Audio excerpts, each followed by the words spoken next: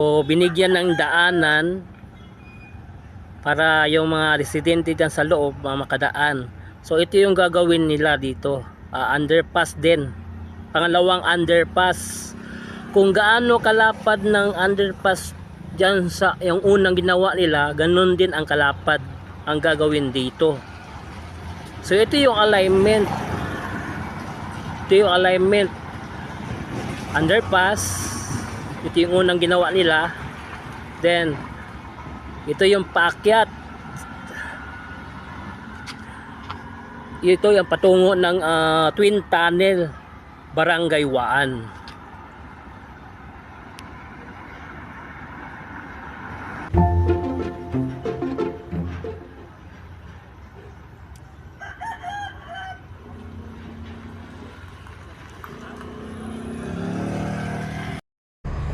안녕하세요 여러분, 잘 지냈어요?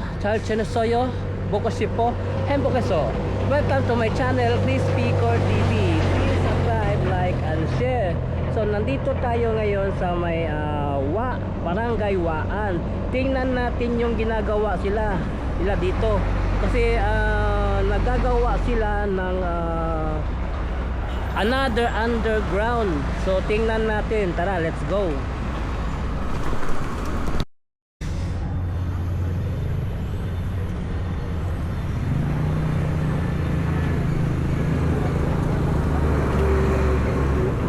Yung karaang araw, yung last vlog natin, nag-update tayo dyan sa may Tigato, yung alignment papuntang Kabantian.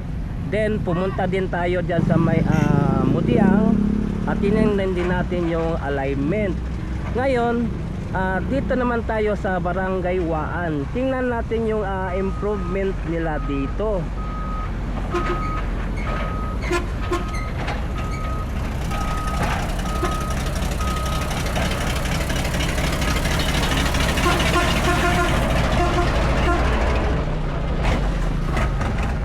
At dito napapansin niyo dito sa Barangay Waan, ito ang malapit ito sa Twin Tunnel.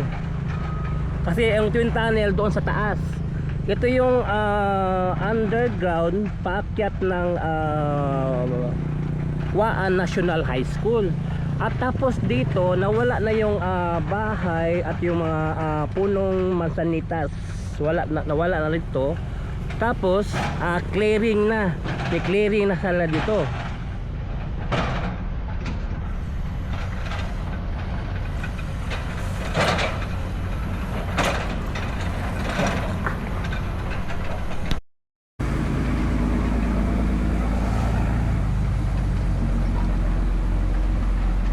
So ito yung una nila ginawa ng underground. Then ito yung box culvert.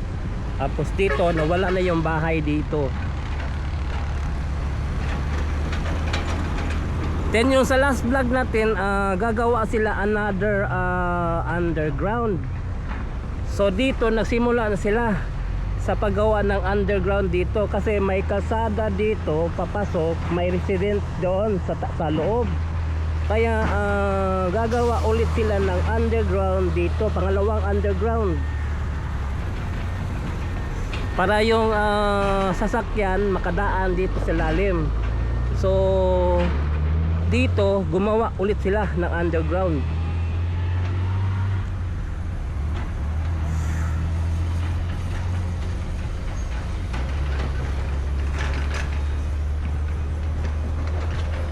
Mamaya tingnan natin yung alignment nito.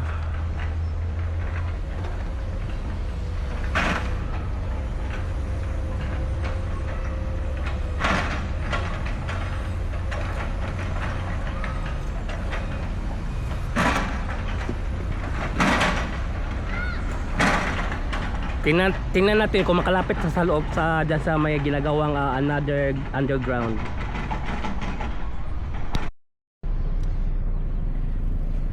So dito banda binigyan ng daanan dito para yung mga resident doon makadaan, yung may mga sasakyan papuntang sa Bibisyon. Then dito gumawa ito yung underpass o underground. gagawin dito.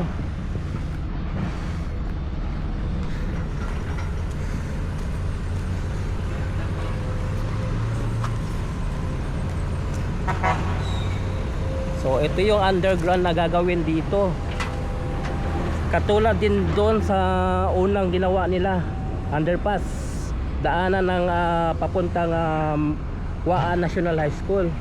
Then ito another, para yung galing sa Waan Twin Tunnel, tatambakan dito, pati ito tatambakan. Then underpass, then tuloy-tuloy doon sa may Davao Bridge patungo ng Tigato.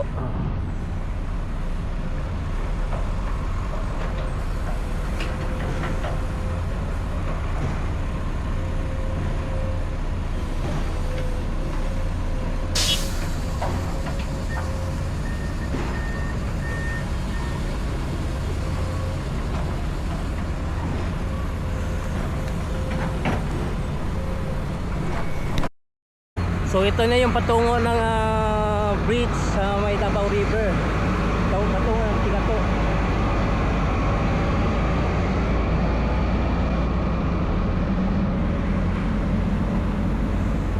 So dito tatambakan dito banda patungo dito.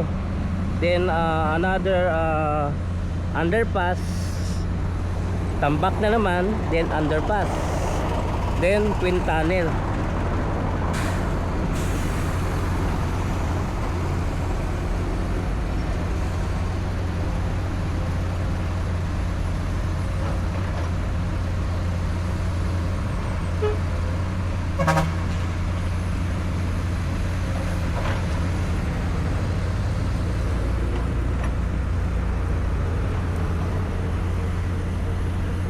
Kaya tingnan natin sa aerial yung alignment nito.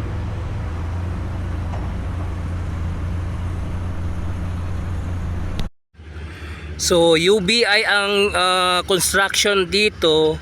UBI din yung gumagawa doon sa may clearing dyan sa Tigato, packet ng Kabantian. Dalawa na yung underpass. Itong isa sa may packet ng Waan National High School, at ito isa dito banda. So dalawa na ang underpass gagawin nila dito. Ito yung pangalawa. So ito yung mula sa may tulay, Davao River. So ito yung alignment ng proyekto dito patungong twin tunnel dito sa Barangay Waan. Ito nakikita natin ito.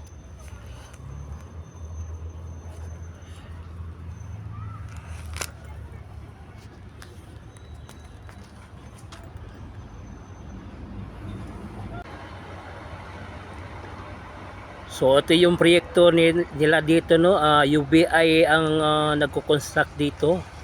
Dito banda. Ito another underpass ang gagawin dito.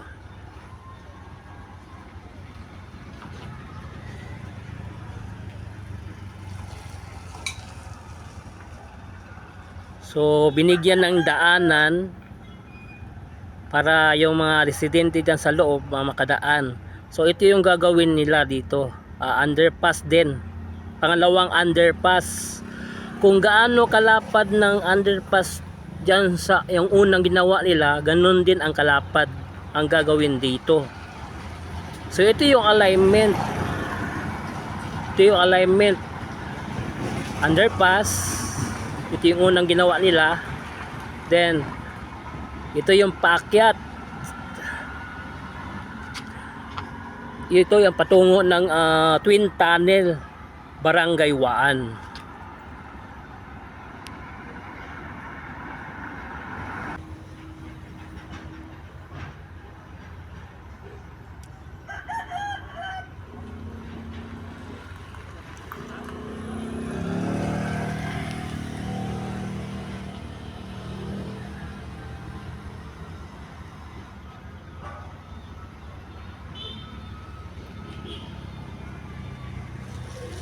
So nakikita natin ito yung twin tunnel dito, North Portal Twin Tunnel.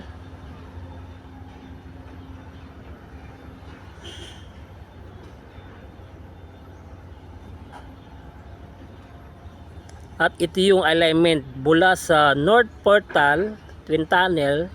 Ito yung alignment dito sa Waan.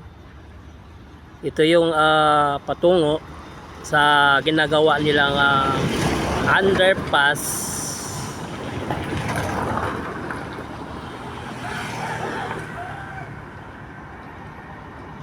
Ito yung unang ginawa na underpass. Ito tatambakan ito nila dito. Ito tatambakan ito. Kaya gumawa ng underpass dito. Paakyat ng Waan National High School. Then ito yung pangalawang gagawin nilang underpass. Tatambakan din nila ito. Then patungo doon sa Davao River. Going na Davao River.